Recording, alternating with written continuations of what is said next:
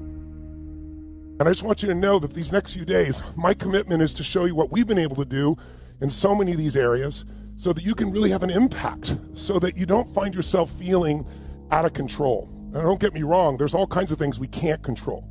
We all know that. We're in a situation that's unlike any we've seen in a long time. And with all that has created even more strife politically, strife that's gone on racially in some parts of the world, the US, for example. But in the midst of this winter time, and it's clearly winter, some people freeze to death in winter. Other people figure out how to snowboard or ski, how to build a great fire, how to be with their family, how to grow. And my heartfelt wish is to really serve you in a way this week that'll blow your way, that'll really give you the momentum that you need. Because as I always say, there's two worlds to master, right? There's the external world, and listen, we can influence it, but we can't control it completely. But everything in the external world started in your internal world. And if we master this internal world, then you're gonna have an extraordinary quality of life no matter what happens. See, I've had the privilege now of doing this. This is my 44th year. I started when I was 2, of course, right? But I've been doing this 44 years in about 150 countries around the world. And at this point, I could be an idiot. And I have to see there are patterns that'll make you angry and frustrated and stressed and overwhelmed and lonely, depressed, overwhelmed, whatever, stressed. And there are patterns that'll make you feel excited, passionate, playful, strong, resilient, something that'll make you feel euphoric even at times. And many times we think it's because of what's happening in the outside world. But the truth is we all have what I call an emotional home, a place that we go back to. And it's kind of like, I'm sure you've seen people that, live in a community where every 2 or 3 years a cyclone comes by or a storm and it wipes everything out. You see people lose all their stuff and there's crying and there's tears, and I'm sure your heart goes out to them. But my bet is that many have seen that happen again and again in a community and thought to yourself, why don't they move, right? But it's easy to see when it's somebody else that they should move, but it's what they know. It's where they've grown up. But we all have an emotional home, and we don't see it. And that emotional home is controlling the quality of your life. Because my whole life is committed to helping people experience a greater quality of life, not on my terms, on your terms. I don't know what it is you truly want, but I know there are specific tools that'll get you through the problems, the challenges, accelerate your success, and most importantly, make sure that you have a fulfillment. Because there are a lot of people that succeed in business and finance and their careers and even have a beautiful family, and they're still not happy. Because their emotional home, what they kind of grew up with inside themselves, the thing they know, they go back to, like those people going back to the home that they know is going to get destroyed again.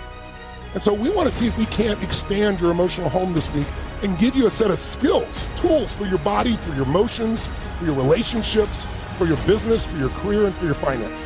In other words, let's look at the full picture of your life. And I'm committed to give you everything I can in this short time. It's challenging for me because the shortest thing I normally do is like a 12 to 14 hour day. Literally, we do 5 days in a row, 7 days in a row. And people that wouldn't sit for, a 3-hour movie that someone spent $300 million to make will go there, sometimes dragged by somebody else.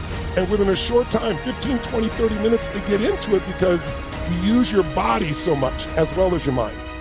What I've discovered is you can't separate these two. If you try to think yourself into thinking positive, I'm happy, and your brain goes, BS, read between the lines, I'm not happy, right? You have to be able to train your body and your mind. A person who has purpose in their life, they have something to go for, some meaning. One writer described it, for some people it becomes a magnificent obsession. And for you and I, maybe it doesn't need to be that dramatic as a magnificent obsession. But it has to be something that does something to us, something that pulls us, especially into the future. There are many influences on us. One is the influence of the past. Some people are always pulled back by the past. Some people are always pulled aside by the distractions. But here's what's powerful. If you have a list of high purpose in your life, it pulls you toward the future. And the more powerful the purpose is, the stronger it pulls. And here's the other great advantage if you have purpose for the future. It pulls you through all kinds of challenges and all kinds of difficulties. If you don't have these strong purposes for the future, it's easy to get swallowed by a bad day. It's easy to be almost annihilated by a poor month. And it's easy sometimes to almost disappear beneath the waves of a year that goes backwards if you don't have something to pull you beyond that year. So if you want something to pull you through all kinds of challenges, all kinds of difficulties and things that come at you, you got to have something on out there, beyond today, beyond next week, beyond next month, beyond this year, that pulls you into the future. And the clearer it is, the stronger it pulls. The more dynamic it is, the more it affects your life, your spirit, your heart, your soul. It also creates imagination. It gets your mind working on how to achieve that purpose.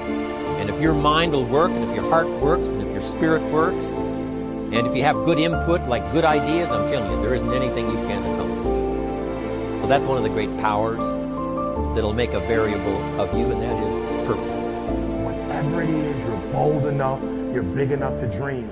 If you are intentional and deliberate about it. Now, there's some aspects of it that are going to be organic, but if you are intentional and deliberate, if you build it on Monday, if you build it on Tuesday, if you build it on Wednesday, I want you to understand that it's not going to happen by luck. Productivity is always intentional and deliberate. And on Tuesday, Monday, Tuesday, Wednesday, Thursday, Friday, Saturday, no luck, guys. Every single day, if you do a little, you're going to wake up one day and your dreams are going to be a reality. You can't just say you want it.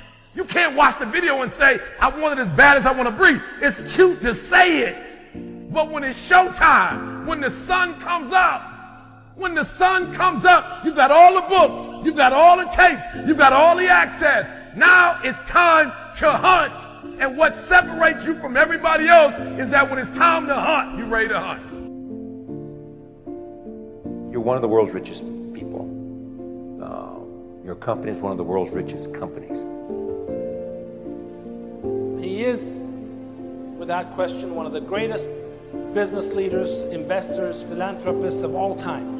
The Warren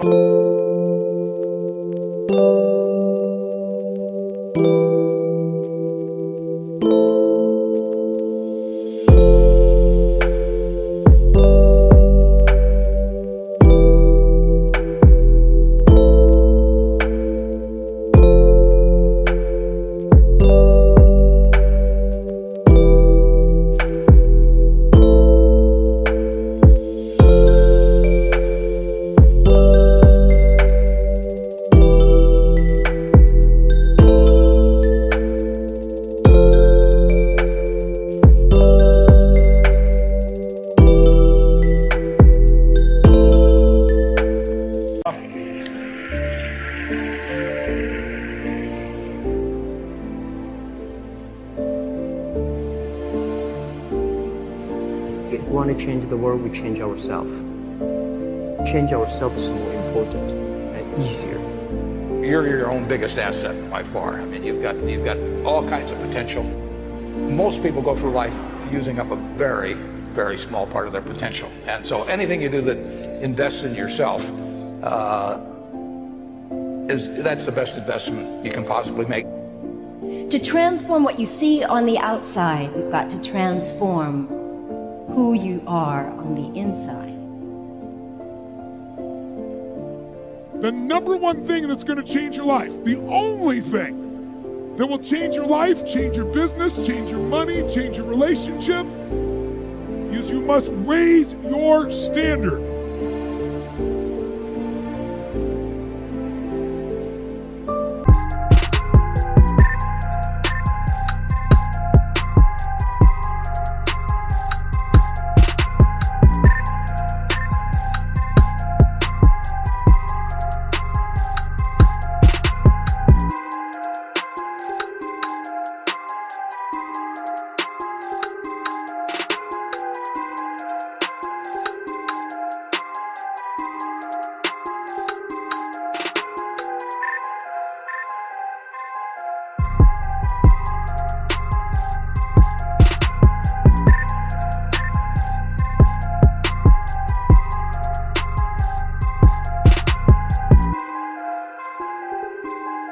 Your life can be too big to allow yourself to play too small. The only thing that changes our life long term is when we raise our standards. It means that all of us in life have things we want. We don't get what we want. We get what we have to have. Every leader I have ever known had a dream, had a vision. In fact, I would say to you, if you're not seeing what could be and what you would like to have, I would say you probably are not a leader. But what I've discovered about dreams is this: dreams are free, but the journey isn't. And so leaders go beyond just having a dream. They go beyond having a wish list, sitting around a table and kind of hoping something might come to pass. They understand that if they have a dream, if they're a dreamer, they have to pursue that. They have to take the journey.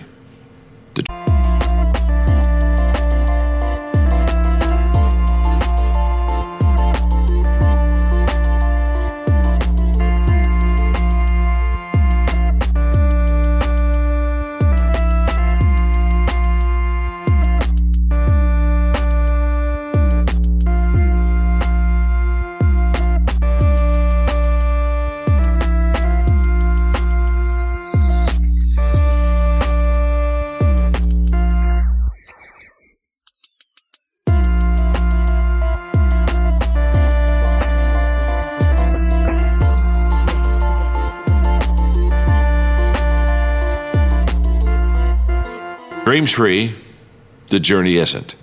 And what leaders find is that when they go forth toward that dream, they continually have to pay that price. They continually have to realize that they make down payments on the dream they have. But there's one thing else I would like to say. All leaders realize that whatever they pay, it's worth the price, because dreams for them do come true. Just trust me on this. I'm an old man. I know this. I've been around the block a few times.